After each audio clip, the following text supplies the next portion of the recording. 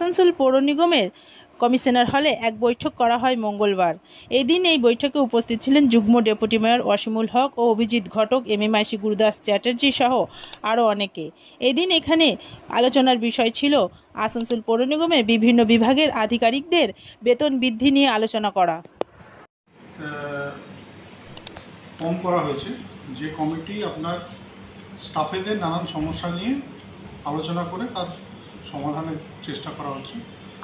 অনেক স্টাফ আছে যারা ডেলি ওয়েজে কাজ করে, তারা যে পদে কাজ করছে সেখানে ডেলি ওয়েজ যে কাজ নয় সেগুলো অনেক সময় স্যালারি পায় তারা, মানে বাকি যারা আছে।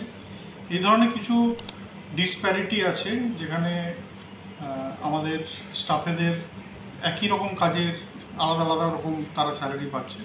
সো এইসব বিষয় নিয়ে আমাদের একটা আলোচনা হয়েছে। তো সেই বিষয়ে আমরা সমস্ত কর্পোরেশনের যারা স্টাফ আছে তারা কী ধরনের কাজ করছে, কোথায় তারা কাজে যুক্ত আছে, তাদের মাইনে কি, তারা ডেলি ওয়েজ পাচ্ছে না তারা স্যালারি পাচ্ছে, এই ধরনের একটা আমরা তালিকা তৈরি করার জন্য বলেছি। এবং আগামী 18 তারিখে এই কমিটির আবার মিটিং হবে। সেদিনকে আমরা সিদ্ধান্ত নেব যে আগামী দিনে কীভাবে এই প্রবলেমগুলো আমরা সলভ করতে পারবো। এটা কি ক্যাজুয়াল স্টাফদেরই নিয়েও হচ্ছে? হ্যাঁ, সব রকম যা স্টাফ আছে।